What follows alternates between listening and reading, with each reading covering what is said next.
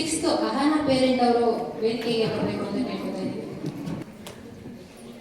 ಎಲ್ಲರಿಗೂ ನನ್ನ ನಮಸ್ಕಾರ.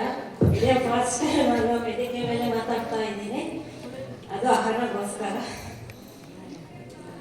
ಈಗ ಅವಳ ಪ್ರೆಗ್ನೆನ್ಸಿ ಟೈಮಲ್ಲಿ ಹೇಳಬೇಕು ಅಂತಂದರೆ, ನಾವು ಮೊದಲು JP ನಗರ ಅಲ್ಲಿದ್ವಿ. ಅಂದರೆ ಇವನು ಗೌರ್ಮೆಂಟ್ ಪ್ರೆಗ್ನೆನ್ಸಿ ಆದಾಗ ಗೌರ್ಮೆಂಟ್ ಹಾಸ್ಪಿಟಲಲ್ಲೇ ನಾವು ತೋರಿಸ್ಕೊಂಡಿದ್ದು ALHನಲ್ಲಿ. ಇದರಲ್ಲಿ 7 ಮಂತ್ ತನಕ ನಾವು ಬೆಂಗಳೂರಲ್ಲೇ ಇದ್ವಿ. ನಂತರ ಇಲ್ಲಿ ಇವರಿಗೂ ನಾವು ಭೂಮಿ ಕೆಲಸ ಮಾಡೋದ್ರಿಂದ ಇವರಿಗೂ ನೋಡ್ಕೊಳಕ್ಕಾಗಲ್ಲ ಅಂತೇಳಿ ಹಳ್ಳಿಗೆ ಹೋದ್ವಿ. ಅಲ್ಲಿ ಅತ್ತೆ ಮಾವ ಎಲ್ಲ ಇದ್ರು. ಆಮೇಲೆ ಅಲ್ಲಿ ಗೌರ್ಮೆಂಟ್ ಹಾಸ್ಪಿಟಲ್ ಮತ್ತೆ ತೀರ್ಥಹಳ್ಳಿ ಅಂತ ಹೇಳಿ ಶಿವಮೊಗ್ಗದಿಂದ ಆಚೆ, ಅಲ್ಲಿ 8 ಮಂತ್ ಆದಮೇಲೆ ವಾರ ಚೆಕಪಿಗೆ ಬನ್ನಿ ಅಂತ ಹೇಳ್ತಾ ಇದ್ರು. ಆ ಟೈಮಲ್ಲಿ ನಮಗೆ ಜರ್ನಿ ಮಾಡಿ ಕಷ್ಟ ಆಗ್ತಾ ಇತ್ತು. ವಾರ ಬನ್ನಿ ಅಂದಾಗ ಬಸ್ ಹತ್ಬೇಕು, ಇಳ್ಬೇಕು. 1 ಕಿಲೋಮೀಟರ್ ನಾವು ಬಸ್ಸಿಗೆ ಹೋಗ್ಬೇಕು. ಅಲ್ಲಿಂದ ಮತ್ತೆ ಕತ್ಕೊಂಡ್ಬಿಟ್ಟು ಬಸ್ ಅಷ್ಟೇ ಇರಲಿಲ್ಲ. ಹಳ್ಳಿ ಊರಲ್ಲಿ ಉಳ್ಕೊಂಡಿತ್ತು ಅಂತ ಎಲ್ಲ ಅನ್ಕೋತೀನಿ. ಅವಾಗ ಮತ್ತೆ ಅಲ್ಲಿಂದ ನನ್ನ ಚಿಕ್ಕಮ್ಮನ ಮನೆ ಬಿಟ್ಟರು. ಈಗ ವಾರ ಚೆಕಪಿಗೆ ಬೇಕಾದ್ರೆ ಹತ್ರ ಇತ್ತು, ಅದು ಬಿಟ್ಟರು. ಅವ್ರು ಮರುದಿನನೇ ಡೆಲಿವರಿ ಹೊಟ್ಟೆ ಸ್ಟಾರ್ಟ್ ಆಯಿತು. ಆಮೇಲೆ ಅದು ಏನಂದ್ರೆ ನಂದು ನಾರ್ಮಲ್ ಡೆಲಿವರಿ ಹೊಟ್ಟೆ ಒಂದೊಂದೇ ತೀರ್ಥಹಳ್ಳಿ ನಾವು ಚೆಕಪ್ ಮಾಡ್ದಲ್ಲೇ ಹೋದ್ವಿ. ಆದರೆ ಅವತ್ತು ವಿಜಯದಶಮಿ ಆದ್ದರಿಂದ ಎಲ್ಲ ಡಾಕ್ಟರ್ಗಳು ರಜೆ ಇತ್ತು. ಅಲ್ಲಿಂದ ನಮಗೆ ಆಂಬುಲೆನ್ಸ್ ಮಾಡಿಬಿಟ್ಟು ಶಿವಮೊಗ್ಗಕ್ಕೆ ಕಳಿಸಿದ್ರು, ಮೆಗನ್ ಹಾಸ್ಪಿಟಲ್ಗೆ. ಅಲ್ಲಿಂದ ನಮ್ಮದು ಬೆಳಗ್ಗೆನೇ ಹೊಟ್ಟೆ ಸ್ಟಾರ್ಟ್ ಆಗಿತ್ತು. ನಾರ್ಮಲ್ ಡೆಲಿವರಿ ಆದ್ದರಿಂದ ಎಲ್ಲರೂ ಎಲ್ಲ ಸಿಸರಿನ್ ಮಾಡಬೇಕು ಅಂತ ಹೇಳಿದ್ರು. ಅದಕ್ಕೆ ಅಲ್ಲಿದ್ದವರೆಲ್ಲ ಡಾಕ್ಟರ್ಸ್ ಏನಂದ್ರು, ಸಿಸರಿನ್ ಬೇಡಮ್ಮ, ಒಂದು ಸ್ವಲ್ಪ ಕಾಯೋಣ. ಅದೇ ಈಗ ಯಾರೋ ಕಾಯಲ್ಲ, ತಕ್ಷಣವೇ ಸಿಸರಿನ್ ಮಾಡಿಬಿಡ್ತಾರೆ. ಅವಾಗ ಆಗಲ್ಲ. ನನಗೆ ಬೆಳಗಿನ ಜಾವ 4:15 ಹೊಟ್ಟೆ ಸ್ಟಾರ್ಟ್ ಆಗಿದ್ದು. 7 ಹುಟ್ಟಿದ್ದು ಸಂಜೆ 4:15. ಅಲ್ಲಿ ತನಕ ನಾನು ಹೊಟ್ಟೆ ನೋವನ್ನು ತಡ್ಕೊಂಡಿದ್ದೆ. ಅಲ್ಲಿಂದ ಮತ್ತೆ ವಾಪಸ್ ನಮ್ಮದು ಬಾಣಸ್ತಾನ ಎಲ್ಲ ನಮ್ಮದು ಅತ್ತೆ ಮನೆಯಲ್ಲೇ ಆಯಿತು. ಆಮೇಲೆ ಮಾತ್ರ ಸಮಸ್ಯೆ ಅಂದರೆ, ಚೆನ್ನಾಗಿ ನಾವು ಎಷ್ಟೇ ಮೆಡಿಸನ್ ತೊಗೊಂಡಿದ್ದು ಮಾಡ್ರು ನನಗೆ ಎದೆ ಆಗಿರಲಿಲ್ಲ. ಅವಳು ಬಾಟ್ಲಿ ಹಾಲು ಕೊಟ್ಟು ಬೆಳೆದಿತ್ತು. ಅದೊಂದು ನಾನು ಹೇಳೋದು ತುಂಬಾ ಬೇಜಾರು ಮಾಡ್ತೀನಿ. ಯಾಕಂದರೆ ಎಲ್ಲ ಹೇಳ್ತಾರೆ ತಾಯಿ ಹಾಲು ಕುಡಿಸ್ಬೇಕು, ಇಂಪಾರ್ಟೆಂಟು ಅಂತಾರೆ. ಆದರೆ ಅದು ಇರಲಿಲ್ಲ ಅವಳಿಗೆ. ನಾವು ಬಾಟ್ಲ ಹಾಲು ಕೊಟ್ಟು ಅವಳು ದೊಡ್ಡಾಡೋದು. ಆಮೇಲೆ ಮತ್ತೊಂದು ಪ್ರೆಗ್ನೆನ್ಸಿಯಲ್ಲೂ ಅದು ನಮ್ಮದು ನಾರ್ಮಲ್ ಡೆಲಿವರಿ ಆಯಿತು. ಅದೂ ನಾನು ಬೇರೆ ಕಡೆ ಇದ್ದೆ. ಇವಳು ಅವಾಗ ಅಜಿತ್ ತಾತನ ಜೊತೆನೇ ಜಾಸ್ತಿ ಇತ್ತು, ಅಪ್ಪ ಅಮ್ಮನಿಗಿಂತ. ಯಾಕಂದರೆ ಅದರಲ್ಲೂ ಹಾಗೆ ಆಯಿತು. ಹಳ್ಳಿ ಊರಾದ್ರಿಂದ ನಾನು ಮತ್ತೊಂದು ಪ್ರೆಗ್ನೆನ್ಸಿಯಲ್ಲಿನೂ ಕೂಡ ಶೃಂಗೇರಿ ಅಂತ ಅಲ್ಲಿದ್ದೆ.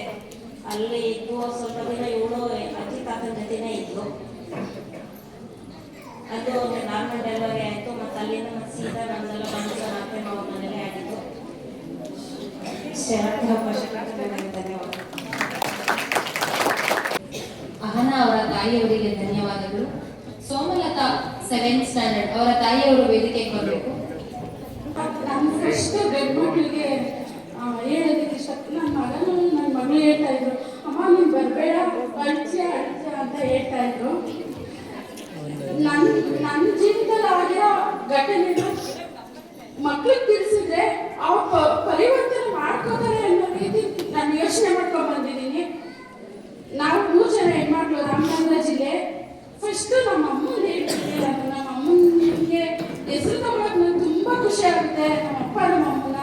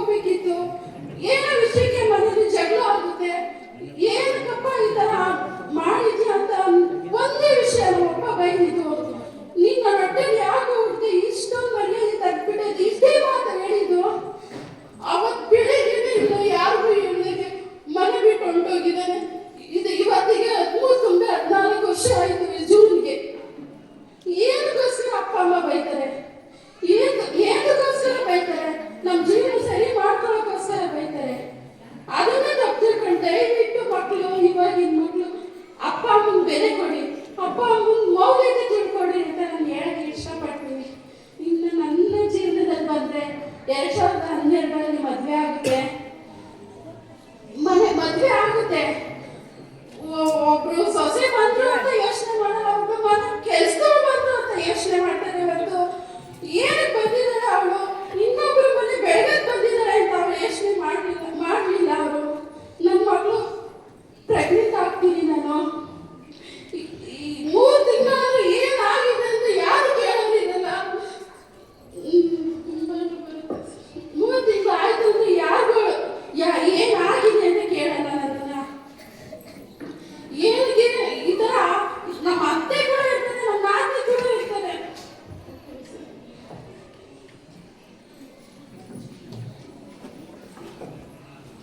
ನಮ್ಮ ನಾದಿನಿ ಅವ್ರನ್ನ ಬ್ಲೇಮ್ ಮಾಡಲ್ಲ.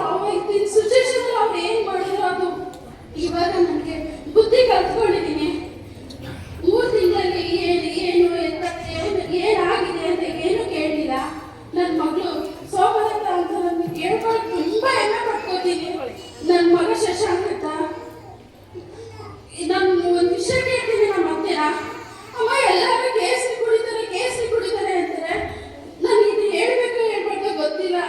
ಕೇಸರಿ ಕುಡಿಬೇಕು ಅಂತಾರಮ್ಮ. ಪ್ರೆಗ್ನೆಂಟ್ ಇರೋರು ಅಮ್ಮ ನಾನು ಕುಡಿಬೋದು ಅಂತ ಕೇಳಿದ್ರೆ ಅವ್ರು ಹೇಳಿದ್ರು ನಿಮ್ಮ ಅಪ್ಪ ಅಮ್ಮನ ಮನೆಯಿಂದ ತರಿಸ್ಕೊಂಡು ಕುಡಿಯಿರಿ ಅಂತ ಹೇಳ್ತಾರೆ. ನನ್ಗೆ ಅಷ್ಟು ಗೊತ್ತಿರಲಿಲ್ಲ ಅಪ್ಪ ಅಮ್ಮನ ಕೇಳಬೇಕು ಅಂತ.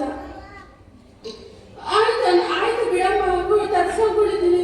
ಒಂದು ಮಾತ್ರ ತಗೊಳಕ್ಕೂ ಅಷ್ಟೇ, ಏನಕ್ಕೆ ಆಗಲಿ ಯಾರು ಸಪೋರ್ಟ್ ಮಾಡಲ್ಲ. ಇವಾಗ ಚೆನ್ನಾಗಿರ್ಬೋದು, ಆದ್ರೆ ಅವಾಗಿನ ಕಷ್ಟದಲ್ಲಿ ನಾನು ಯಾರು ನನ್ನ ಸಪೋರ್ಟ್ ಮಾಡಲಿಲ್ಲ.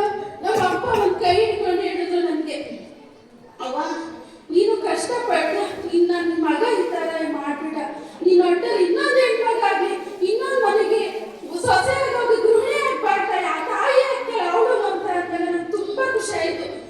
ನನ್ನ ಕಷ್ಟ ಎಲ್ಲ ಮರ್ತೋಯ್ದೆ. ಮತ್ತೆ ನನ್ನ ಡೆಲಿವರಿ ಆಗುತ್ತೆ 2013ರಲ್ಲಿ. ನಮ್ಮ ಮಗು ನೋಡ್ತಾ ಇರ್ತೀನಿ. ಅವಾಗ ತಾನೇ ಕೊಟ್ಟಿರ್ತಾರೆ ಕೈಗೆ. ನಾಗರತ್ನ ನಿಮ್ಮ ಅಮ್ಮ ಚಾಲು ಫಸ್ಟ್ನೇನೆ ಹೆಣ್ಮಗು ಆಗ್ಬಿಡ್ತಾರ ನಾಗರತ್ನ ಅಂತಾರೆ. ನಾನು ಹೇಳ್ಕೊಂಡ್ ಬಂದಿದ್ದ ನಾನು ಆಗ್ಲಿ ಈ ಥರ ಅಂತ. ಇಲ್ಲ ಏನ್ ಮಾಡಿದೆ, ಅದೇ ನಾವು ಇಷ್ಟು ಕಷ್ಟದಿಂದ ಬರ್ತೀವಿ. ನನ್ನ ತಾಯಿ ಆಗಿತ್ತು ಸಾಕಾಯ್ತು ಅಂತ ಮೊನ್ನೆ ನನ್ನ ಮಗಳು ಏನೇ ಇರ್ತಾಳೆ, ಟಿವಿಲಿ ರಾತ್ರಿ ಟೈಮ್ ನ್ಯೂಸ್ ನೋಡ್ತಾ ಇರ್ತೀವಿ. ಎಲ್ಲರೂ ಗಂಡ ಹೆಂಡತಿ ಜಗಳ, ಅಲ್ಲಿ ಜಗಳ ಆಗೋಯ್ತು, ಮನೆ ಬಿಟ್ಟೋದ್ರು, ಈ ಥರ ಸೂಸೈಡ್ ಮಾಡ್ಕೊಂಡ್ರು ಅಂತ ಹೇಳ್ತಾ ಇರ್ತಾರೆ. ಅದನ್ನ ಕೇಳ್ಬಿಟ್ಟು ಏನಕ್ಕೆ ಇರ್ತಾರೆ ಇವರು ಈ ಥರ ಇಷ್ಟು ದುರ್ಬುದ್ಧಿ ಮಾಡ್ತಾರೆ ಅಂತ ನಾನು ಹೇಳ್ತೀನಿ. ಅವಾಗ ನಮ್ಮ ಮನೇಲಿ ಒಂದು ಮಾತು ಹೇಳಿದ್ದೆ, ಎಲ್ಲರೂ ನನ್ನ ಥರನೇ ಇರಲ್ಲ, ಅಡ್ಜಸ್ಟ್ ಮಾಡ್ಕೊಳಕ್ಕೆ ಅಂತಾರೆ. ಆದರೆ ನನ್ನ ಮಗಳು ಪಟ್ಟಂತ ಹೇಳ್ತಾಳೆ, ಅಪ್ಪ ನೀವು ನಮ್ಮ ಅಮ್ಮಗೆ ಅಡ್ಜಸ್ಟ್ ಆಗಿಲ್ಲ ಅಪ್ಪ, ನಮ್ಮಮ್ಮ ನಿಮ್ಗೆಲ್ಲರಿಗೂ ಅಡ್ಜಸ್ಟ್ ಆಗಬೇಕು ಅಂತ ಹೇಳ್ತಾರೆ.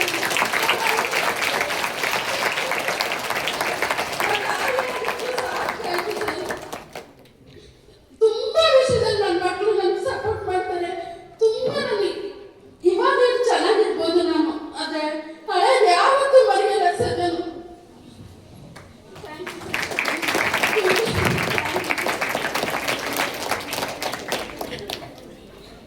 ಶಶಾಂಕ್ ಅವರ ತಾಯಿಯವರಿಗೆ ಧನ್ಯವಾದಗಳು. 7th ಸ್ಟ್ಯಾಂಡರ್ಡ್ ತರುಣ್ ಯಾದವ್ ಅವರ ತಾಯಿಯವರು ವೇದಿಕೆ ಮೇಲೆ ಬರಬೇಕು ಅಂತ ಕೇಳ್ಕೊತಾ ಇದ್ದೀವಿ.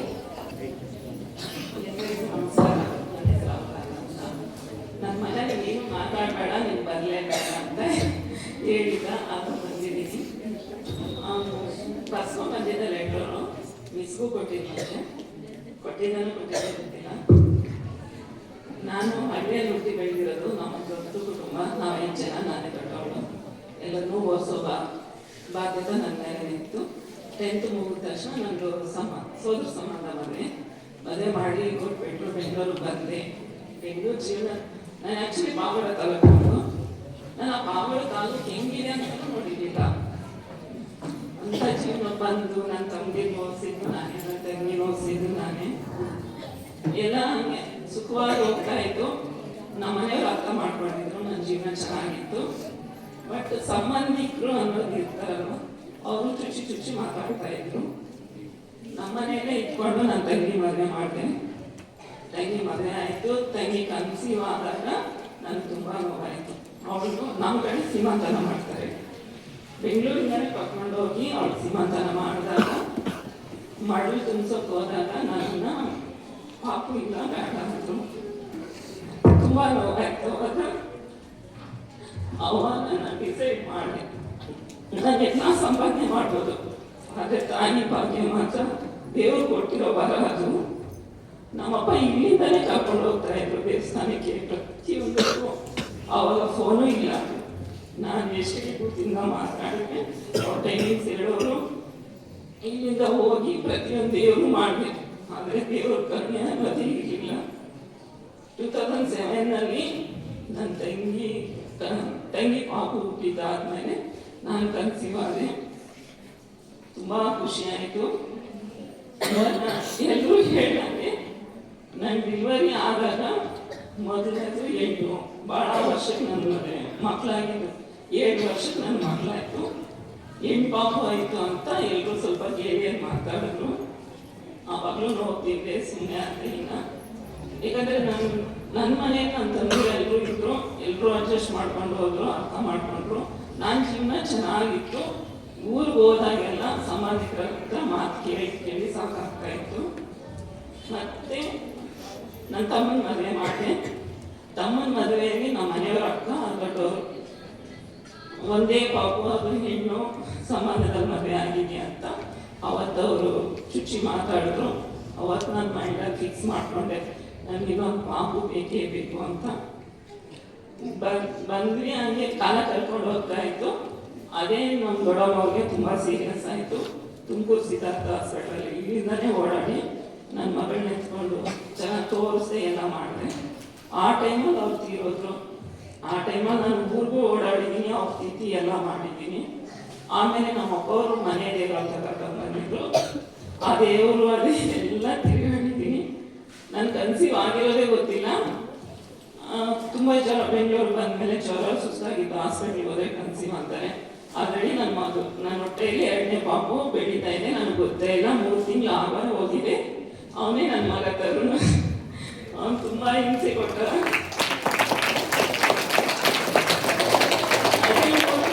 ಮತ್ತೆ ನನಗೆ ಸಂಕಟ, ಯಾಕಂದರೆ ಇನ್ನೊಂದು ಪಾಪು ಏನಾದರೆ ಹಿಂಗೆ ಅಂತ. ಆವಾಗ ಅದೇ ನಮ್ಮಪ್ಪ ದೇವರಿಗೆ ಕರ್ಕೊಂಡು ಹೋದ್ರು. ಅಲ್ಲಿ ಸಂಕಲ್ಪ ಮಾಡಿಕೊಂಡೆ, ನನ್ನ ಗಂಡು ಪಾಪುನೇ ಬೇಕು ಅಂತ ಸಂಕಲ್ಪ ಮಾಡಿಕೊಂಡೆ. ಆ ದೇವರು ಒಂದು ಹೊರ ಕೊಟ್ಟ. 5 ತಿಂಗಳಲ್ಲಿ ಗಾಳಿ ಆಂಜನೇಯ ಟೆಂಪಲ್ಗೆ ಹೋದೆ ಗಾಡಿಯಲ್ಲಿ. ಅವಾಗ ತುಂಬ ಪೈನ್ ಆಯಿತು. ಅಬರ್ಷನ್ ಮಾಡಲೇಬೇಕು ಅಂದರು. ಅವಾಗ ತುಂಬ ನೋಡ್ತಿದ್ದೆ ನಾನು. ಹೆಂಗೋ ನೋವು ತಡ್ಕೊಂಡೆ. ಡಾಕ್ಟ್ರೇ ಬೈದರು, ನಿನ್ನಂತ ತಾಯಿ ಯಾರೂ ಇಲ್ಲಮ್ಮ ಅಂತ ಹೇಳ್ಬಿಟ್ಟು. ನೋವು ತಡ್ಕೊಂಡೆ. ಆಯಿತು, 2ನೇ ಪಾಪನೂ ಆಯಿತು. ಅಷ್ಟೊತ್ತಿಗೆ ಪಾಪ ಹೇಳಿರೋ ನಮ್ಮ ದೊಡ್ಡ ಮನೆ ತೀರ್ಕೊಂಡ್ರು. ಇವಾಗ ಅವ್ನು ನೋಡಿದಾಗೆಲ್ಲ ನಮ್ಮ ಮನೆಯವರು ನಮ್ಮ ಅಕ್ಕನೇ ಅವನು ಅದೇ ಕಲರು ಅದೇ ಕಣ್ಣು ಅಂತ ಯಾವಾಗಲೂ ಅಂತ ಇರ್ತಾರೆ. ಅದಕ್ಕೆ ನನಗೆ ಇವಾಗ ತುಂಬ ಕಷ್ಟಪಟ್ಟಿದ್ದೀನಿ ಸರ್. ನನ್ನ ಮಗಳು ಮಾತ್ರ ಎಲ್ಲ ಅರ್ಥ ಮಾಡ್ಕೊತಾಳೆ.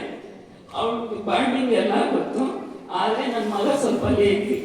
ಏನಕ್ಕೆ ಆಗಲಿ ಪಾರ್ಟಿಸಿಪೇಟ್ ಮಾಡಲ್ಲ, ನನ್ನ ಜೊತೆ ಬೆರಿತಾನೆ. ಏನಾದರೂ ಹೇಳಿದ್ರು ಸಾಕು, ಆಯಿತು ಬಿಡು ನಾಳೆ ಮಾಡ್ಕೊತೀನಿ ಅಂತಾನೆ. ಅರ್ಥ ಮಾಡ್ಕೊಳ್ಳಲ್ಲ. ಒಂಚೂರು ನೋವಿದೆ. ಅವನ ಹೊಟ್ಟೆಗಿದ್ದಾಗೂ ನನಗೆ ನೋವು ಕೊಟ್ಟ ಸರ್.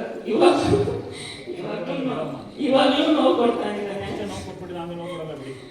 ಇವಾಗಲೂ ಅದೇ ನೋವು ಕೊಡ್ತಾ ಇದ್ದಾನೆ. ಅದೊಂದು ನನಗೆ ಬೇಜಾರಾಗುತ್ತೆ. ಅಷ್ಟು ಬಿಟ್ಟರೆ ಇನ್ನೇನು ಇಲ್ಲ ಸರ್.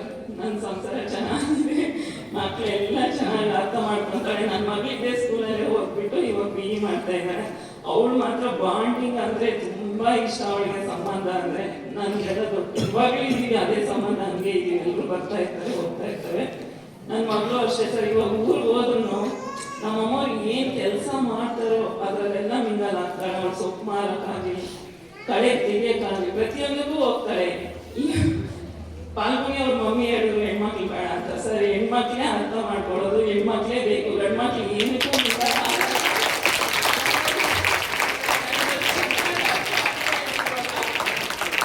ಅವ್ನು ಏನೇ ಆಗಲಿ ನಾನು ಮಾತಾಡೋದ್ರಲ್ಲಿ ನನ್ನ ಬಿಹೇವಿಯರಲ್ಲೇ ಅರ್ಥ ಮಾಡ್ಕೊಂಡು ನಮ್ಮಮ್ಮ ಇಷ್ಟು ನೋವು ತಿಂತಾ ಇದ್ದಾಳೆ ಅಂತ ಅರ್ಥ ಮಾಡಿಕೊಂಡು ಬಂದ ತಕ್ಷಣ ನಮ್ಮ ಪೇರೆಂಟ್ಸ್ಗೆ ಹೇಳ್ಬಿಡ್ತಾರೆ, ಈಗ ನಡೀತಾ ಇದೆ, ಹಿಂಗೆ ಮಾಡಬೇಡ್ರಿ ನಮ್ಮಮ್ಮನಿಗೆ ಅಂತ.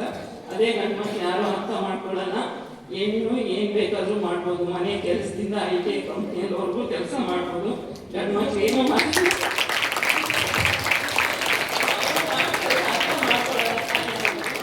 ನಾನು ತುಂಬ ಖುಷಿ ಆಗ್ತಾ ಇದೆ. ನನ್ನ ಮಕ್ಕಳು ಹುಟ್ಟೋಕ್ಕಿಂತ ಮುಂಚೆನೇ ನಾನು ಫಸ್ಟ್ MLA ಆಟದಿದ್ದಾಗ ಅವಾಗೇ ನಾನು ಸಂಕಲ್ಪ ಮಾಡ್ಕೊಂಡಿದ್ದೆ, ನನ್ನ ಮಕ್ಕಳು ಹುಟ್ಟಿದ್ರೆ ನಿಸರ್ಗದಲ್ಲೇ ಓದಬೇಕು ಅಂತ. ಅದು ನನ್ನ ಮಗನ ಆಸೆ ಇತ್ತು. ತುಂಬ ಖುಷಿ ಆಯಿತು. ನನ್ನ ಮಗನು ಅವಾಗಲೇ ನಾನು ಬೇರೆ ಬೇರೆ ಸ್ಕೂಲ್ಗೆಲ್ಲ ಸೇರಿಸ್ಬೇಕಂದ್ರು ಅವಳು ಸುಮ್ಮನೆ ಒಂದು ಆನ್ಸರ್ ಹೇಳಿದ್ರು ನನ್ನ ತಮ್ಮಂದಿರು. ಮತ್ತೆ ನಾವು ಬೋರ್ಮಿಲ್ಗಾದ್ರೆ ಆಟೋ ದೂರ ಮನೆ, ಆಟೋದಲ್ಲಿ ಹೋಗ್ಬೋದು, ಅಮ್ಮ ಬಿಟ್ಟು ಬರ್ಬೋದು, ಅಪ್ಪ ಇರಲ್ಲ ಅಂತ. ಅಷ್ಟು ಚಿಕ್ಕ ಪಾಪನೇ ನಾನು ಅರ್ಥ ಮಾಡ್ಕೊಂಡು ಆಯ್ತು ಇದೇ ಸ್ಕೂಲ್ಗೆ ಸೇರ್ತೀನಿ ಅಂತ ಆಟ ಮಾಡಿ ಸೇರಿದ್ರು. ಆ ಹೆಸರು ಉಳಿಸೋಳೆ. ಈಗ ನನ್ನ ಮಗನೂ ಅಷ್ಟೇ ಸ್ವಲ್ಪ ಪ್ರತಿಯೊಂದಕ್ಕೂ ಮಿಂಗಲ್ ಆಗಿ ಚೆನ್ನಾಗಿರ್ಬೇಕು ಅಂತ ನಾನು ಅವನ ಹತ್ರ ಕೇಳ್ಕೊತೀನಿ ಅಷ್ಟೇ. ಎಲ್ರಿಗೂ ಧನ್ಯವಾದ. ತರುಣ್ ಯಾದವ್ ಅವರ ತಾಯಿಯವರಿಗೆ ಧನ್ಯವಾದಗಳು. 9th ಸ್ಟ್ಯಾಂಡರ್ಡ್ ವೈಷ್ಣವಿ ಅವರ ತಾಯಿಯವರು ವೇದಿಕೆ ಮೇಲೆ ಬರಬೇಕು ಅಂತ ಕೇಳ್ಕೊತಾ ಇದ್ದೀವಿ.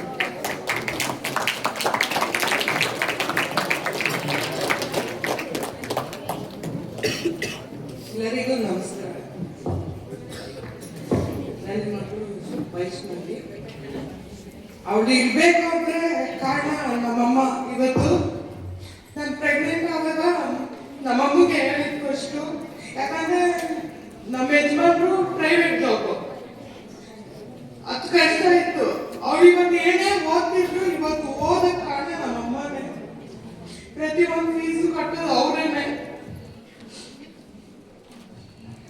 ಅವಳು ಹೋಟೆಲಿದ್ದಾಗ ನಮ್ಮ ಮನೆಯವರು ಅವ್ರಿಗೆ ಕಷ್ಟ ಇತ್ತು. ಬೇಡ ಒಬ್ಬನೇ ಮಗ ಸಾಕು ನಮಗೆ, ಇನ್ ಮಕ್ಕಳು ಬೇಡ, ನಾನು ಸಂಪಾದನೆ ಮಾಡೋ ದುಡ್ಡಿಗೆ. ಯಾಕಂದ್ರೆ 7 ಜನ ಕುತ್ಕೊಂಡು ಮನೇಲಿ ತಿಂತಾ ಇದ್ದೀವಿ ನಾವು ಒಟ್ಟು. ನಾನು, ನಮ್ಮ ಅತ್ತೆ, ಮಾವ, ಅವ್ರ ಅಕ್ಕನ ಮಗಳು, ಅವ್ರ ಅಕ್ಕ, ಆಮೇಲೆ ನಾನು, ನನ್ನ ಗಂಡ, ನನ್ನ ಮಗ, ನನ್ನ ಮಗಳು. ತುಂಬಾ ಕಷ್ಟ ಇತ್ತು. ಅವಾಗ ನಮ್ಮಮ್ಮ ಅಂದ್ರು, ಇಲ್ಲ ನಾನು ಅವಳಿಗೆ ಫೀಸ್ ಆಗಿರ್ಬೋದು ಪ್ರತಿಯೊಂದು ನಾನು ಮಾಡ್ತೀನಿ ಅವಳಿಗೆ ಅಂತ. ಅವತ್ತು ಅವ್ರು ಹೇಳಿದ್ ಇವತ್ತವ್ರಿಗೂ ನೆರವೇರಿಸಿದ್ದಾರೆ, ಇವಾಗ್ಲೂ ಇದ್ದಾರೆ. ಅವ್ರಿಗೆ ಹುಷಾರಿಲ್ಲ. ನನ್ನ ತಾಯಿಯೇ ದೊಡ್ಡ ಶಕ್ತಿ ನನಗೆ. ಅವ್ರು ದೊಡ್ಡವ್ರಿಗೆ ಗೌರವ ಕೊಡ್ಬೇಕು ಅನ್ನೋದೇ ನನ್ಗೆ ದೊಡ್ಡ ಆಸೆ. ಒಳ್ಳೆ ವ್ಯಕ್ತಿ ಆಗ್ಬೇಕು, ಜಗತ್ತಿಗೆ ಒಳ್ಳೆ ಹೆಸರು ತರಬೇಕು. ಅವಳು ಓದಿರೋ ಸ್ಕೂಲ್ಗೂ ಅಷ್ಟೇನೆ ಅವಳ ಹೆಸರು ತರಬೇಕು. ಯಾರಿಗೂ ನಾನು ಓದ್ಬೇಕಾದ್ರೆ ನಮ್ಮ ಪ್ರಿನ್ಸಿಪಲೇ ಆಗಿರ್ಬೋದು, ಟೀಚರೇ ಆಗಿರ್ಬೋದು, ಒಂದು ದೂರದಿಂದ ಬರ್ತಾ ಇದ್ರೆ ಅವ್ರಿಗೆ ಗೌರವ ಕೊಡೋದು ನನಗೆ ತುಂಬಾ ಇತ್ತು. ಆದ್ರೆ ಈಗಿನ ಮಕ್ಕಳಿಗೆ ಗಂಡು ಮಕ್ಕಳೇ ಆಗಿರ್ಬೋದು, ಹೆಣ್ಮಕ್ಳೇ ಆಗಿರ್ಬೋದು, ಯಾರಿಗೂ ಅದು ಕಡಿಮೆ ಆಗಿದೆ. ಅದನ್ನ ರೂಢಿಸ್ಕೋಬೇಕು ಅಂತ ಹೇಳ್ತೀನಿ ಮಕ್ಕಳಲ್ಲಿ. ಮಕ್ಳಿಗೆ ಇವಾಗ ಏನು ಅನಿಸ್ತಾ ಇದೆ ಅಂತ ನಂಗೆ ಅರ್ಥ ಆಗ್ತಾ ಇಲ್ಲ. ಅವ್ರು ಏನೋ ಪ್ರಿನ್ಸಿಪಲ್ ತಂದು ಕೂರ್ಸಿದ್ದಾರೆ, ನಾವು ಕೇಳಬೇಕು. ಏನೋ ಹೇಳ್ತಾ ಇದ್ದಾರೆ ಎಲ್ಲ ಇದ್ದೀವಿ ಅಂತ ಕೇಳಬೇಡಿ. ಯಾಕಂದ್ರೆ ಪ್ರತಿಯೊಬ್ಬರದು ಅವ್ರದೇ ಆದ ನೋವು. ಆಮೇಲೆ ಅವ್ರು ಹಿಂಗ್ ಹೇಳ್ಕೊಂಡು ದಾರಿ ಅಂತ ಹೇಳ್ತಾ ಇದ್ದಾರೆ ನಿಮ್ಗೆ. ಅದ್ರಲ್ಲಿ ಅಳವಡಿಸ್ಕೊಳ ಅಂತಂದ್ರೆ ಎಲ್ಲಾ ಮಕ್ಕಳು ಅಳವಡಿಸ್ಕೊಳ್ಳಿ, ಗಂಡು ಮಕ್ಕಳು ಹೆಣ್ಮಕ್ಳು ಅಂತಾನೆ ಅಲ್ಲ, ಎಲ್ಲಾರು ಅಳವಡಿಸ್ಕೊಳ್ಳಿ. ಅವ್ರು ಹೇಳೋದು ನಿಮ್ಮ ಒಳ್ಳೇದಕ್ಕೋಸ್ಕರ. ನೀವು ಚೆನ್ನಾಗಿದ್ರೆ ಅವರು ಚೆನ್ನಾಗಿರ್ತಾರೆ. ಆಮೇಲೆ ನೀವೇನೇ ಕೆಲಸ ಮಾಡಿದ್ರು ಅಪ್ಪ ಅಮ್ಮನಿಗೆ ಅಗೌರವ ಬರೋ ಥರ ಕೆಲಸ ಮಾಡಬೇಡಿ. ಒಂದು ಕೂಲಿ ಕೆಲಸ ಮಾಡಿದ್ರು ಸರಿ, ಒಂದು ಸಣ್ಣ ಕೆಲಸ ಮಾಡಿದ್ರು ಸರಿ, ನಿಯತ್ತಾಗೆ ಕೆಲಸ ಮಾಡಬೇಕು. ಆಮೇಲೆ ನೀವು ಚೆನ್ನಾಗಿ ಓದಿದ್ರೆ ಅವರಿಗೆ ಹೆಮ್ಮೆ ಆಗಿರುತ್ತೆ.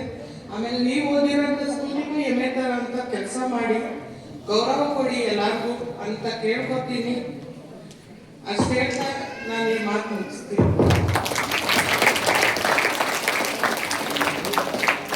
ವೈಷ್ಣವಿ ಅವರ ತಾಯಿಯವರಿಗೆ ಧನ್ಯವಾದಗಳು. 10th ಸ್ಟ್ಯಾಂಡರ್ಡ್ ಸ್ನೇಹ ಅವರ ತಾಯಿಯವರು ವೇದಿಕೆ ಮೇಲೆ ಬರಬೇಕು ಅಂತ ಕೇಳ್ಕೊತಾ ಇದ್ದೀವಿ. ನಮಸ್ಕಾರ ಎಲ್ಲರಿಗೂ. ನಾನು ಮಾತಾಡೋದು ಇಷ್ಟೇ, ಬೇರೆ ಏನು. ನೀವು ಇವಾಗ 10th ಸ್ಟ್ಯಾಂಡರ್ಡ್ ಇದ್ದೀರಾ, 9th ಸ್ಟ್ಯಾಂಡರ್ಡ್ ಇದ್ದೀರಾ, 9th ಇರ್ಬೋದು 10th ಇರ್ಬೋದು, ಓದ್ತಾ ಇದ್ದೀರಾ. ಫಸ್ಟ್ ನೀವು ಅಪ್ಪ ಅಮ್ಮ ಏನು ಹೇಳ್ತಾರೆ ಅದನ್ನ ಕೇಳಿಸ್ಕೊಳ್ಳೋದು ನೋಡಿ.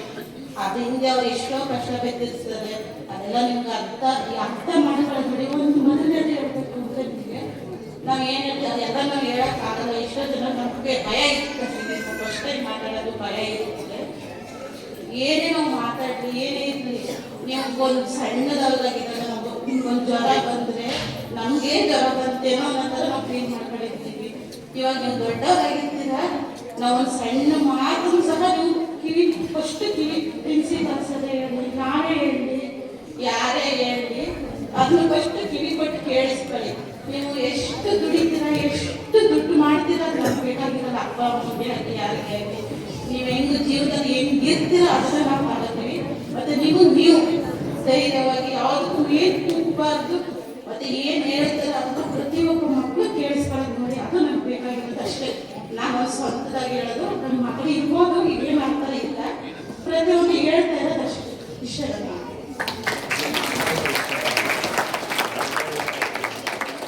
ಸ್ನೇಹ ಅವರ ತಾಯಿಯವರಿಗೆ ಧನ್ಯವಾದಗಳು. 9th ಸ್ಟ್ಯಾಂಡರ್ಡ್ ಚಿರಂತ್ ಅವರ ತಾಯಿಯವರು ವೇದಿಕೆಗೆ ಬರಬೇಕು ಅಂತ ಕೇಳ್ತಿದ್ದೀವಿ. ನಮಸ್ತೆ ಎಲ್ಲರಿಗೂ.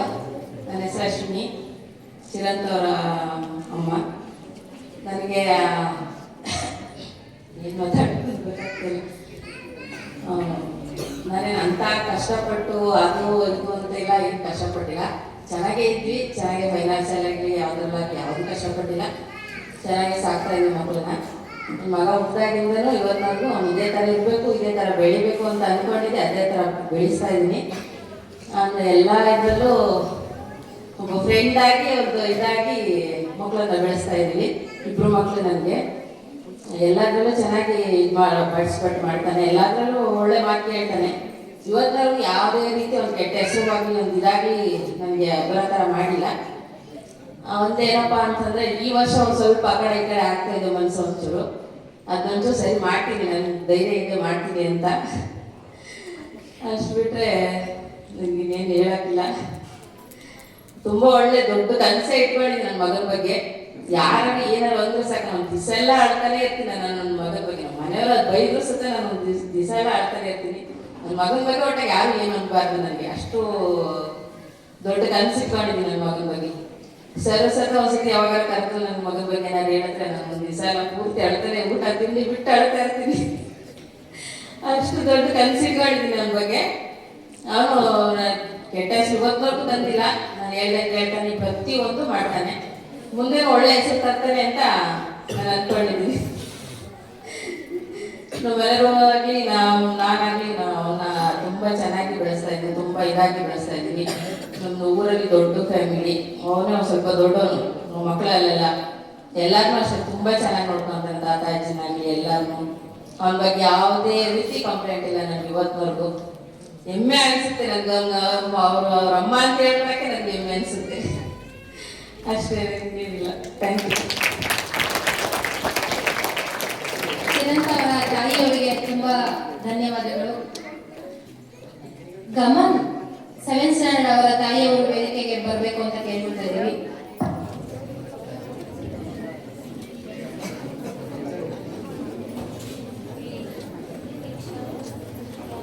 ಎಲ್ಲರಿಗೂ ನಮಸ್ಕಾರ. ನಾನೊಬ್ಬಳು ತಾಯಿ ಅಂತ ಹೇಳ್ಕೊಳ್ಳೋದಕ್ಕೆ ತುಂಬಾ ಹೆಮ್ಮೆ ಆಗುತ್ತೆ. ಎಲ್ಲರೂ ಇಲ್ಲಿ ಅವರವರ ಕಷ್ಟ ಹೇಳ್ಕೊಂಡ್ರು. ನನಗೆ ತಾಯಿ ಆಗೋದೇ ಒಂದು ಕನಸಾಗಿ ಹೋಗಿತ್ತು. ಮದುವೆಯಾಗಿ 7 ವರ್ಷ ಆದ್ರೂ 4 ಮಕ್ಕಳು ಹೋಗ್ಬಿಟ್ಟು ನನಗೆ. ಅದಾದ್ಮೇಲೆ ನನ್ನ ಮಕ್ಕಳು ಹೊಟ್ಟೆ ಬಂದು ಅಲ್ಲಿಂದ ನನ್ನ ತಾಯ್ತನ ಶುರುವಾಯಿತು. ಅವಳು 7 ತಿಂಗಳಿಗೆ ಅವಳು ಹುಟ್ಟುಬಿಟ್ಲು, ಪ್ರೀಮೆಚ್ಯೂರ್. 7 ತಿಂಗಳಿಗೆ ಪ್ರೀಮೆಚ್ಯೂರ್ ಬೇಬಿ ಅವಳು ಹುಟ್ಟುಬಿಟ್ಲು. ಅದಾದ್ಮೇಲೆ ಅವಳಿಗೆ NICU-ಅಲ್ಲಿ 3 ತಿಂಗಳಿದ್ಲು. 3 ತಿಂಗಳು ಇರುವಾಗ ಯಾವಾಗ ಮಗು ತಾಯಿ ಹೊಟ್ಟೆಯಲ್ಲಿ ಬೀಳುತ್ತೋ ಅಲ್ಲಿಂದಲೇ ತಾಯಿ ಕಲಿಯೋದಕ್ಕೆ ಸ್ಟಾರ್ಟ್ ಮಾಡ್ತಾಳೆ. ನನ್ನ ಮಗಳನ್ನ ಮಗಳು ಹೇಗೆ ನೋಡ್ಕೊಳ್ಬೇಕು, ದೇವ್ರ ಹತ್ರ ಪ್ರಾರ್ಥನೆ ಮಾಡ್ಕೊಳ್ತಾಳೆ. ಮಗು ಆಚೆ ಬರೋವರೆಗೆ ತುಂಬಾ ಕನಸಿರುತ್ತೆ ತಾಯಿಗೆ. ಆಚೆ ಬಂದ್ಮೇಲೆ ಮಗುಗೆ ತೊಂದರೆ ಅಂದ್ರೆ ಆ ತಾಯಿ ಎಷ್ಟು ನೋವಾಗುತ್ತೆ ಅಂದ್ರೆ ತುಂಬಾನೇ ನೋವಾಗುತ್ತೆ. 3 ತಿಂಗಳು ICU-ಅಲ್ಲಿ ಇರುವಾಗ ನಾನು ಬಾಣಂತನ ಅನ್ನೋದು ಇರ್ಲಿಲ್ಲ ನನಗೆ. ನಾನು ಪ್ರತಿದಿನ ಅಲ್ಲಿ ಹೋಗಿ ಬಾಣಂತನದಲ್ಲೇ ನನಗೆ ಡ್ಯೂಟಿ. ಅಲ್ಲೇ ಇರ್ಬೇಕಾಗಿತ್ತು. ಸಾಯಂಕಾಲ 5 ಗಂಟೆವರೆಗೆ 2 ಅವರ್ಗೆ ಒಂದು ಸರ್ತಿ ಅಲ್ಲಿ ಹಾಲು ಕೊಟ್ಟು ಬಂದು ಮತ್ತೆ ಆಚೆ ಕುತ್ಕೊಳ್ಬೇಕಾಗಿತ್ತು. ಅದೇ ಟೈಮಲ್ಲಿ ನನಗೆ ಮತ್ತೆ ತೊಂದರೆ ಆಯಿತು. ಮಗುವಾಗಿ ಒಂದು 10 ದಿನಕ್ಕೆಲ್ಲ ನನಗೆ ಕರುಳಿನ ಆಪರೇಷನ್ ಆಗೋಯ್ತು. ನನಗೆ ನನ್ನ ಮಗಳನ್ನ ಉಳಿಸ್ಕೊಳ್ಳೋದೊಂದು ನನಗೆ ಕನಸಾಗಿತ್ತು. ಕನಸಂದ್ರೆ ನನಗೆ ಛಲ ಬಂದಿತ್ತು. ಯಾಕೆಂದ್ರೆ 7 ವರ್ಷ ನಾನು ಎಷ್ಟು ಸ್ಟ್ರಗಲ್ ಮಾಡಿದ್ದೀನಿ ಅಂದ್ರೆ, ಯಾವ್ದಾದ್ರು ಒಂದು ಪೂಜೆಗೆ ಹೋದಾಗ್ಲೂ ಕರೆಯೋರು ವಿನಃ ನಾನು ಹೋಗೋ ಟೈಮ್ಗೆ ಬೇರೆ ಯಾರಾದ್ರೂ ಕರೆದು ಬಿಡೋರಲ್ಲಿ. ನೀನ್ ಬೇಡಮ್ಮ, ನೀನ್ ಅಲ್ಲಿ ಕುತ್ಕೋ, ಯಾಕೆಂದ್ರೆ ಮಕ್ಕಳಿಲ್ಲ. ಅದು ಎಷ್ಟು ಸ್ಟ್ರಗಲ್ ಮಾಡಿದ್ದೀನಿ ಅಂದ್ರೆ, ನಾನು ತಾಯಿ ಆಗೋದಕ್ಕೆ ನಾನು ಕಂಡ ದೇವ್ರನ್ನೆಲ್ಲ ಬೇಡಿದ್ದೀನಿ. ನನ್ನ ನೋವು ನನಗೆ ಮಾತ್ರ ಗೊತ್ತು. ಅದು ನಮ್ಮ ಅಮ್ಮನಿಗೂ ಹೇಳ್ಕೊಳಕ್ ಆಗಲ್ಲ, ನನ್ನ ತಂದೆಗೂ ಹೇಳ್ಕೊಳಕ್ ಆಗೋದಿಲ್ಲ. ಅಷ್ಟು ತೊಂದರೆ ಆಗಿತ್ತು ನನಗೆ. ಆಮೇಲೆ ಅವಳು 1 ವರ್ಷದವರೆಗೆ ನಾನು ಸರಿಯಾಗಿ ನಿದ್ದೆ ಇಲ್ಲ, ಹೊಟ್ಟೆಗೆ ಸರಿಯಾಗಿ ಊಟ ಇಲ್ಲ. ಅವಳನ್ನ ನಾನು ಕಾಪಾಡಿಕೊಂಡು ನಾನಿವತ್ತು ನನ್ನ ಕನಸಲ್ಲಿ ನಾನು ಏನ್ ತಿಳ್ಕೊಂಡಿದ್ದೆ, ನನ್ನ ಮಗಳು ಹೇಗಿರ್ಬೇಕು ಅಂತ ದೇವರು ನನಗೆ ಈ ಸ್ಕೂಲ್ ರೂಪದಿಂದ ನನಗೆ ನನ್ನ ಮಗಳು ಅದೇ ತರ ನಡ್ಕೊಂತಾ ಇದ್ದಾಳೆ. ಮತ್ತೆ ಅವಳನ್ನ ನೋಡಿ ಬೇರೆಯವರೆಲ್ಲ ನನ್ನ ಮಗಳನ್ನ ನೋಡಿ, ನೀನ್ ಯಾವ ಸ್ಕೂಲಲ್ಲಿ ಓದಿರೋದು, ಇಷ್ಟೊಂದು ಸೌಜನ್ಯ, ಇಷ್ಟೊಂದು ಸೌಮ್ಯ, ಮತ್ತೆ ಬೇರೆಯವ್ರಿಗೆ ಇಷ್ಟೊಂದು ರೆಸ್ಪೆಕ್ಟ್ ಕೊಡ್ತೀಯಲ್ಲ ಅಂತ ಅಂದ್ಬಿಟ್ಟು ಹೇಳ್ತಾರೆ. ಇವಾಗ ನಾನು ತುಂಬಾ ಹೆಮ್ಮೆ ಪಡ್ತೀನಿ ನನ್ನ ಮಗಳ ಬಗ್ಗೆ. ನನ್ನ ಮಗಳು ಹುಟ್ಟಿದ ಮೇಲೆ ನನ್ನ ಮಗ ಹೊಟ್ಟೆಯಲ್ಲಿ ಬಿದ್ದ, ನನ್ನ ತಾಯ್ತನ ಅಂತ ತುಂಬಾ ಅನುಭವಿಸಿದ್ದು ನನ್ನ ಮಗ ನನ್ನ ಹೊಟ್ಟೆಯಲ್ಲಿ ಬಂದ್ಮೇಲೆನೆ. ನಾನು ತುಂಬಾ ಸಂತೋಷವಾಗಿ ಕೇಳ್ಕೊಳ್ತೀನಿ. ಅವಳು 7 ತಿಂಗಳಿಗೆ ಹುಟ್ಬಿಟ್ಲು. ನನ್ನ ಮಗ 9 ತಿಂಗಳು. ನಾನು ತುಂಬಾ ಇದುವರೆಗೂ ಅಷ್ಟೇ ನನ್ನ ಮಗ ನನಗೆ ಎಷ್ಟು ಸಂತೋಷ ಕೊಡ್ತಾನೆ ಅಂದ್ರೆ, ನನಗೆ ಎಷ್ಟೇ ನೋವಿರ್ಲಿ, ಎಷ್ಟೇ ಕಷ್ಟ ಇರಲಿ, ನಾನು ತುಂಬಾ ಬೇಜಾರು ಮಾಡಿ ಕುತ್ಕೊಂಡಾಗ್ಲೂ ಅಷ್ಟೇ ಅವನು ಬಂದು ನನ್ನ ನಗೋವರೆಗೂ ಬಿಡೋದಿಲ್ಲ. ಅವನು ನಿಜ ನನ್ನ ಮಗಳು ಅಷ್ಟೇನೆ, ನನ್ನ ಮಗನೂ ಅಷ್ಟೇನೆ. ನಾನು ತುಂಬಾ ಹೆಮ್ಮೆ, ಒಬ್ಳು ತಾಯಿ ಅಂತ ಹೇಳ್ಕೊಳ್ಳೋದಕ್ಕೆ ನಾನು ಈ ಮಟ್ಟಿಗೆ ಬಂದಿದ್ದೀನಿ ಅಂದ್ರೆ, ನನ್ನಿಬ್ಬರು ಮಕ್ಕಳಿಂದ ಮತ್ತೆ ತಾಯಿ ಹಂತವಾಗಿ ಕಲಿಯೋದು ತುಂಬಾ ಇದೆ. ತಾಯಿ ಆ ಮಕ್ಕಳನ್ನ ಹೊಟ್ಟೆಲಿ ಬಂದ್ಮೇಲೆ ನಾವೇನು ತಿನ್ಬೇಕು, ಏನು ತಿನ್ಬಾರ್ದು ಅದನ್ನೆಲ್ಲ ಕಲಿತೀವಿ. ಮಗು ಆಚೆ ಬಂದ್ಮೇಲೆ ಮಗುನ ಯಾವ ತರ ಬೆಳೆಸ್ಬೇಕು ಅಂತ ಕಲಿತೀವಿ. ಆ ಮಗು ದೊಡ್ಡದಾದ್ಮೇಲೆ ಆ ಮಗುಗೆ ಏನ್ ಬೇಕು ಬೇಡ, ನಾವೇನ್ ಬೆಳ್ತಿರ್ತೀವಿ ಅದನ್ನ ಮರ್ತಿರ್ತೀವಿ. ಮತ್ತೆ ಬೇರೆಯವ್ರ ಹತ್ರ ಕೇಳಿ ತಿಳ್ಕೊಳ್ತೀವಿ. 12 ವಯಸ್ಸು ಬಂದಾಗ ಒಂದು ಮಗಳು ಆ ಮಗುಗೆ ಏನೇನ್ ಬೇಕಾಗುತ್ತೆ, ಏನೇನ್ ಬೇಡ, ನಮ್ಮ ತಾಯಿಯಿಂದ ಬೇರೆಯವರಿಂದ ಎಲ್ಲ ಕೇಳಿ ತಿಳ್ಕೊಳ್ತೀವಿ. ಮತ್ತೆ ಇನ್ನೊಂದು ವಿಷಯ ಹೇಳಕ್ ಇಷ್ಟಪಡ್ತೀನಿ. ಈ ಸ್ಕೂಲಿಂದ ನನ್ನ ಮಕ್ಕಳು ಕಲ್ತಿರೋದು ಏನಂದ್ರೆ, ಪ್ರತಿದಿನ ಬೆಳಗ್ಗೆ ಎದ್ದಿದ ತಕ್ಷಣ ನನ್ನ ಮಗ ದೇವ್ರ ಹತ್ರ ಹೋಗಿ ಉಟ್ಕೊಂಡು ಫೋಟೋ ಮುಂದೆ ಕರಕರೆ ವಸತೆ ಹೇಳ್ತಾನೆ. ಮತ್ತೆ ದೇವ್ರು ನಮಸ್ಕಾರ ಮಾಡ್ತಾನೆ. ಏನೇ ಒಂದು ಬರ್ತಡೇ ಆದ್ರೂ ಫಸ್ಟ್ ಕೇಕ್ ಬೇಕು ಅಂತ ಕೇಳೋದಿಲ್ಲ. ಬೆಳಗ್ಗೆ ಎದ್ದಿದ ತಕ್ಷಣ ನಮ್ಮ ಅಪ್ಪ ನಮ್ಮ ಅಮ್ಮನ ಕಾಲಿಗೆ ನಮಸ್ಕಾರ ಮಾಡ್ತಾರೆ ಸ್ಕೂಲ್ಗೆ ಹೋಗುವಾಗ. ಒಂದು ರಾಖಿ ಹಬ್ಬ ಬಂದ್ರು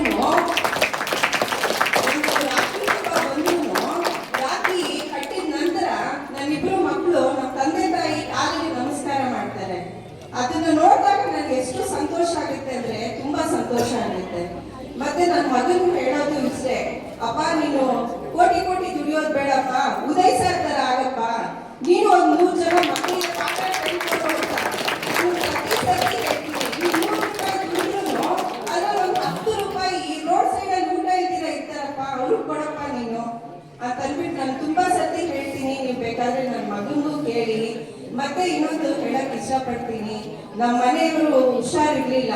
ಆ ಟೈಮಲ್ಲಿ ಇಲ್ಲಿರೋ ಪ್ರತಿಯೊಬ್ಬರು ಟೀಚರು ಒಬ್ಬೊಬ್ರು ತಾಯಿನೇ. ನಿಜವಾಗ್ಲು ಹೇಳಕ್ ನಾವು ಮಾತ್ರ ತಾಯಿ ಅಲ್ಲ, ಇಲ್ಲಿರೋ ಎಲ್ಲ ಟೀಚರ್ಗಳು ತಾಯಿನೇ. ಯಾಕಂದ್ರೆ ನಾನು ಹಾಸ್ಪಿಟಲ್ ಇದ್ದೆ, ನನ್ನ ಮಗಳು ಕರೆಕ್ಟಾಗಿ SSLC ಟೈಮಲ್ಲಿ ನಮ್ಮ ಯಜಮಾನ್ರಿಗೆ ಆಕ್ಸಿಡೆಂಟ್ ಆಗ್ಬಿಟ್ಟು ಅವರು 20 ದಿನ ಕೋಮಾಗ ಹೋಗ್ಬಿಟ್ರು. ಆ ಟೈಮಲ್ಲಿ ನನ್ನ ಮಗಳ ಕಡೆ ಜ್ಞಾನ ಕೊಡಕ್ ಆಗಿಲ್ಲ. ನಾನು ಅವಳು ಏನ್ ಮಾಡ್ತಾಳೆ, ಏನ್ ಓದ್ತಾಳೆ ತುಂಬಾ ಕನ್ಸಿಟ್ಕೊಂಡಿದ್ದೆ. ಅವಳು SSLC ಟೈಮಲ್ಲಿ ನಾನು ಹಿಂಗೆ ಇದು ಮಾಡ್ಬೇಕು, ಹಂಗ್ ಮಾಡ್ಬೇಕು ಅಂತ ಗಮನ ಕೊಡಕ್ ಆಗಿಲ್ಲ. ಒಬ್ಬೊಬ್ರು ಟೀಚರ್ನು ಅವಳಿಗೆ ತಾಯಿ ಆಗಿದ್ರು. ಅವಾಗ ಯಾವ್ದೋ ಒಂದು ಪ್ರೋಗ್ರಾಮ್ಗೆ ಕಾಲ್ ಮಾಡ್ಬಿಟ್ಟು ಹೇಳಿದ್ದು, ಅಮ್ಮ ಒಂದು ಸೀರೆ ಬೇಕಿತ್ತಂತಮ್ಮ, ನಾನು ಆ ಪ್ರೋಗ್ರಾಮ್ ಹೋಗಲ್ಲ, ನಮ್ಮ ಹತ್ರ ಇವಾಗ ದುಡ್ಡಿಲ್ಲ ಅಮ್ಮ, ನಾನು ಈಗ ಮನೇಲಿ ಒಂದು ಲಂಗ ಜಾಕೆಟ್ ಇದೆ ಅಮ್ಮ, ಅದನ್ನೇ ಹಾಕೊಂಡು ಹೋಗ್ತೀನಿ ಅಂತ ಅಂದ್ಬಿಟ್ಟು ಹೇಳಿದ್ರು. ನಾನು 1 ರೂಪಾಯಿಗೂ ತುಂಬಾ ಕಷ್ಟಪಟ್ಟಿದ್ದೀನಿ ಆ ಟೈಮಲ್ಲಿ. ನಮ್ಮ ಯಜಮಾನ್ರು ಹುಷಾರಿದ್ದೇ ಇದ್ದಾಗ ಎಲ್ಲ ಟೀಚರ್ ಎಸ್ಪೆಷಲಿ ಜೈಮಾಲಾ ಮ್ಯಾಮ್ ನಾನು ತುಂಬಾ ಆ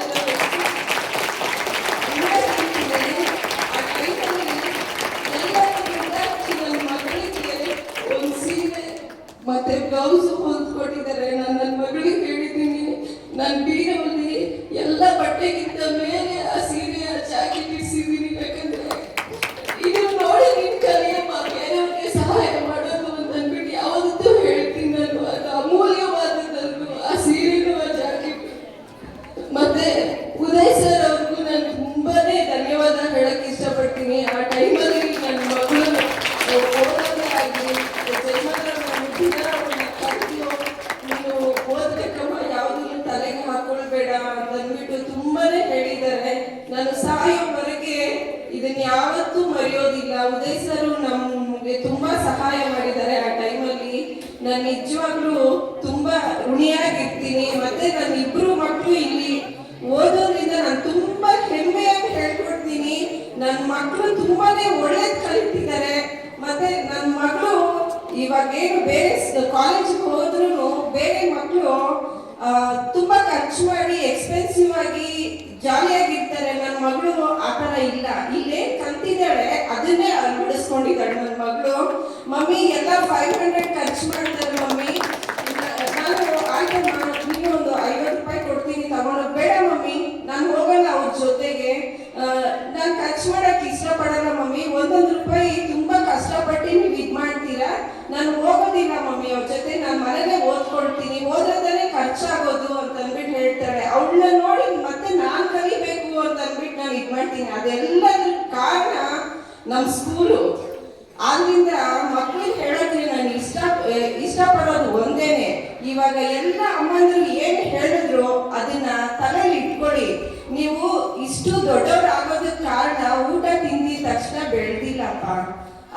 ಅವ್ರ ಸ್ಟ್ರಗಲ್ ಎಷ್ಟಿದೆ ಅಂದ್ರೆ, ನಿಮ್ಗೊಂದು ಜ್ವರ ಬಂದ್ರೆ 3 ದಿನ ಮಲಗ್ತೀರಾ, ಅವ್ರು 15 ದಿನ ಸಫರ್ ಪಡ್ಬೇಕು, ರಾತ್ರಿ ಎಲ್ಲ ನಿದ್ದೆ ಮಾಡಿರಲ್ಲ. ನನ್ನ ಮಗನ ನೀವು ಸ್ಕೂಲಿಗೆ ಬಂದ್ರು ನನ್ನ ಮಗ ಊಟ ಮಾಡಿದ್ನೋ, ಹೇಗಿದ್ದಾನೋ, ಏನ್ ಮಾಡ್ತಾ ಇದ್ದಾನೋ, ಔಷಧಿ ಬೇರೆ ಕುಡಿಬೇಕಾಯ್ತು, ಮ್ಯಾಮ್ ಹಾಕಿದ್ರು ಇಲ್ವೋ, ಏನ್ ಮಾಡ್ತಾ ಇದ್ದಾನೋ. ತಾಯಿ ಆಗೋದು ಅಷ್ಟು ಈಸಿ ಅಲ್ಲಪ್ಪ. ಅದಕ್ಕೆ ಹೇಳ್ತೀನಿ, ಎಲ್ಲ ಮಕ್ಕಳು ನಿಮ್ಮ ಅಮ್ಮಂದ್ರು ಮನೇಲಿ ಏನ್ ಹೇಳ್ತಾರೆ, ಅಪ್ಪ ಏನ್ ಹೇಳ್ತಾರೆ ಗಮನ ಇಟ್ಟು ಕೇಳಿ ಓದ್ಕೊಳ್ಳಿ. ಎಲ್ಲರೂ ಸಾಫ್ಟ್ವೇರ್ ಇಂಜಿನಿಯರ್ಗಳು ದೊಡ್ಡ ದೊಡ್ಡ ಕೆಲಸ ಕೋಟಿ ಸಂಪಾದನೆ ಮಾಡೋದಲ್ಲ. ಸಂಪಾದನೆ ಮಾಡಿದ್ಮೇಲೆ ಬೇರೆಯವ್ರಿಗೆ ಸಹಾಯ ಮಾಡೋ ಗುಣ ಒಂದು ಬೆಳೆಸ್ಕೊಳ್ಳಿ. ನೀವೊಂದು 5 ಜನಕ್ಕೆ ಸಹಾಯ ಮಾಡಿದ್ರೆ, ಅವ್ರು ಇನ್ನೊಂದು 5 ಜನಕ್ಕೆ ಸಹಾಯ ಮಾಡಿದ್ರೆ ಎಷ್ಟೋ ಒಳ್ಳೇದಾಗುತ್ತೆ. ಅದು ನಾನು ಹೇಳಕ್ ಇಷ್ಟಪಡ್ತೀನಿ.